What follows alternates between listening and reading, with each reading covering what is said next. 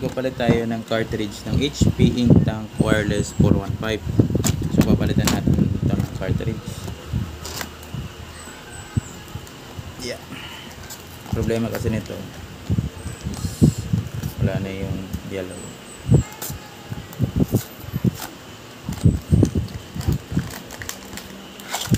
Lapit na sila maubos.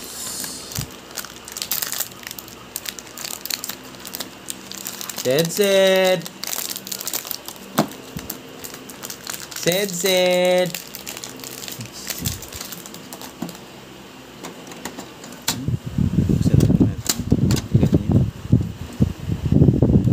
Ito, click nyo lang pababa.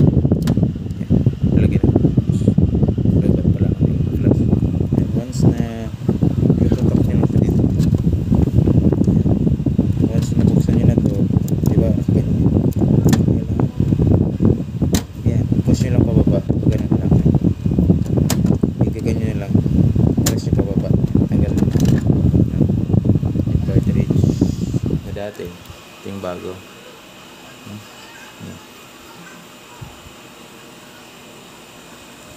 Tatanggalin lang natin to. Yan. Tanggalin to sa taas. Yan. Then, yung paglagay naman, yan.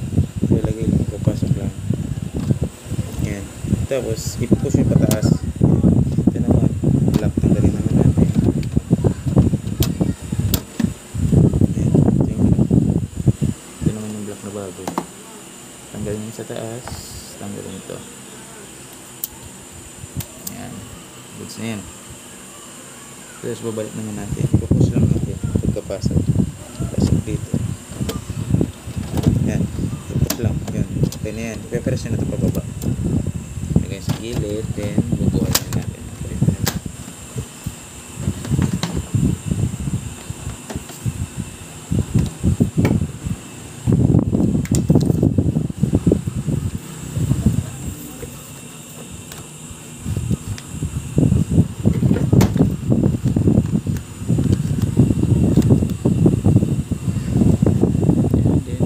Dito.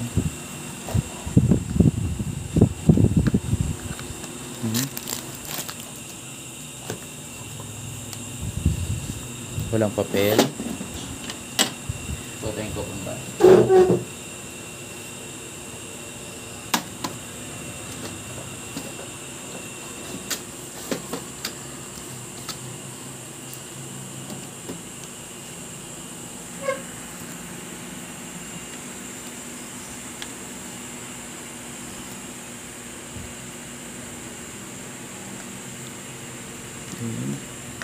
Buhayin ulit natin.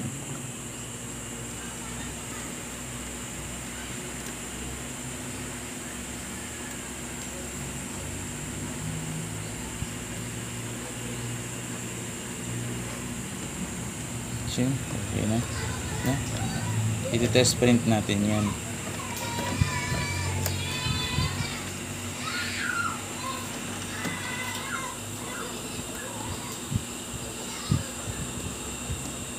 Rin natin nagpost ng error.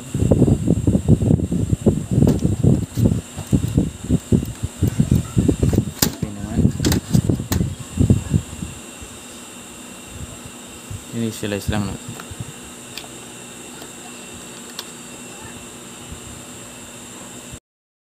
So ayun po, na initialize ko na yung printer.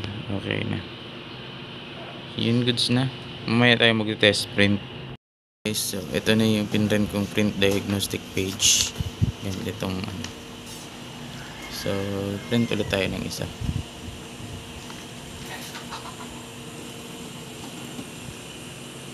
HP yan, Ink Tank Wireless 415.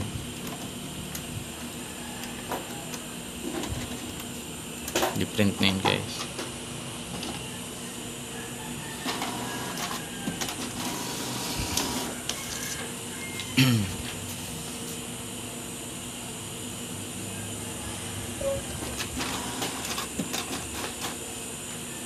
Yan, piprint.